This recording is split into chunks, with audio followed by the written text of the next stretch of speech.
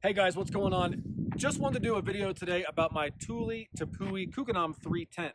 So if you're in the market for a rooftop tent, we got the 2021 camping season right around the corner. And the reality is you can get into an analysis paralysis when it comes to shopping for tents. And sometimes it's better just to see what people have going on, see the pros and cons of what they have. And a name like Thule Tepui is a very popular name in this rooftop tent brand. So while the tent is it's a great tent, and I want to start the video by saying I like the tent, I like what it offers, and my family loves camping in it. So this is not an I hate the tent because I want to get rid of it video. I'm not. I'm keeping the tent. I love the tent.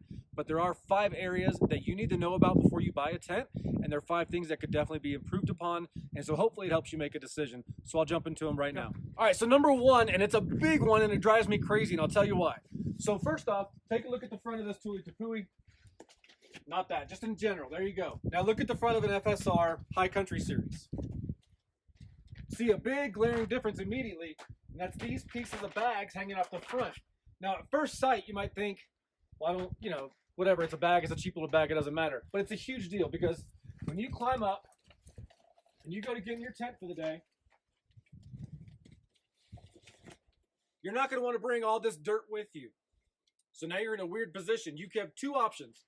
You can take your boots off. Well, you have 3 options. You can go inside and drag dirt into your tent, which I don't want to do. You can take your boots off and try to gently drop them on the ground, or tie them to your ladder, or fix them to one of these and they can hang there all night. And if you get snow or rain, that's not going to be good. And the third option you have is to bring them inside with you. And I don't want to do that either. I can take them off, I can bang them, and that's what I'm doing right now. And so the reason why I kicked it off with this being my number 1 thing I don't like about this tent is because it's very easy for Thule to toss in a boot bag. It's a very flimsy plastic material or a nylon weather-treated material. It is not anything fancy that requires a bunch of money from the company.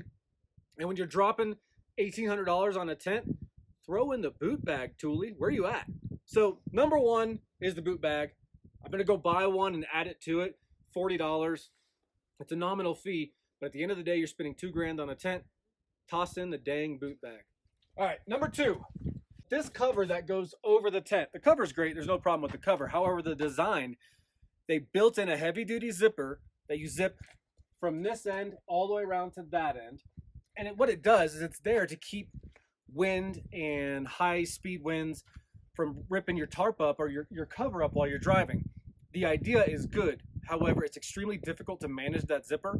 It's a big pain in the butt. In the cold weather right now, it's like 30 degrees outside.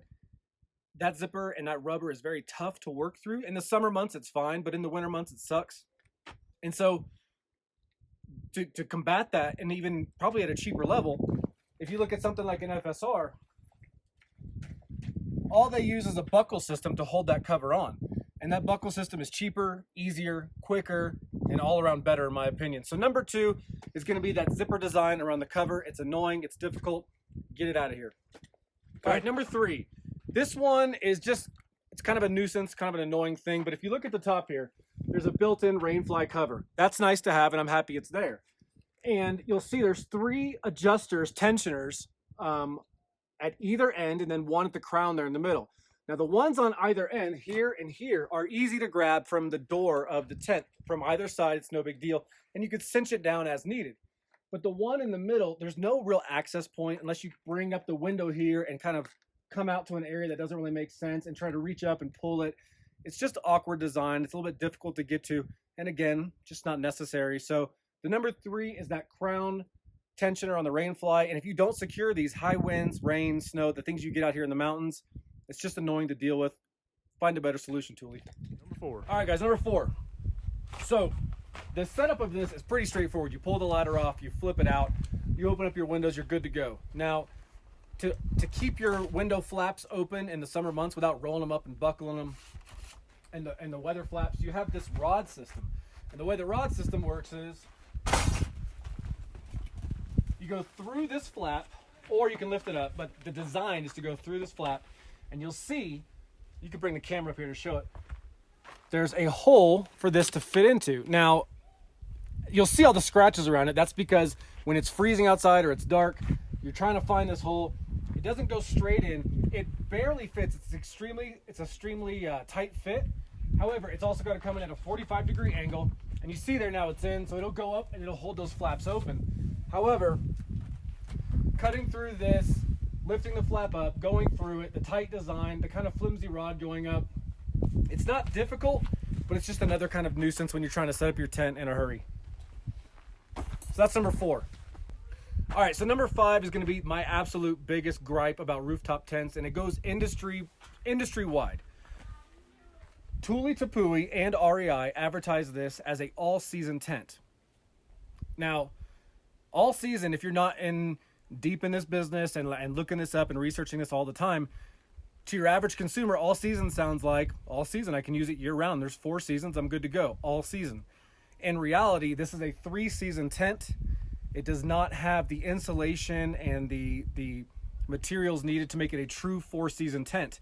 And at first glimpse, that's not really a big deal to people until you start camping in some really cold weather.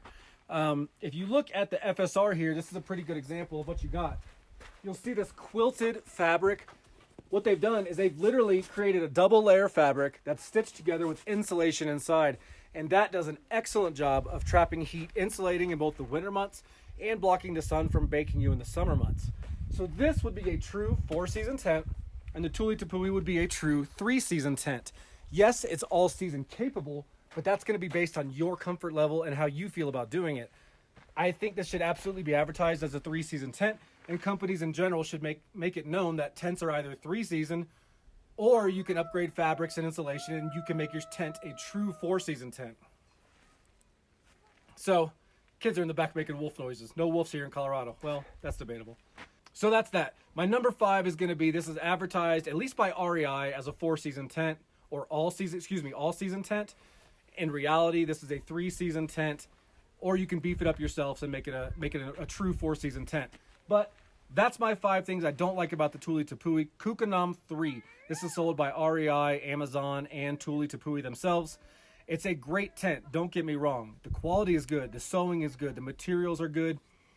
This isn't a cheap tent by any means. It's not a crappy tent by any means. And anybody who buys it, who understands these little 5 issues, is going to be very happy with their tent.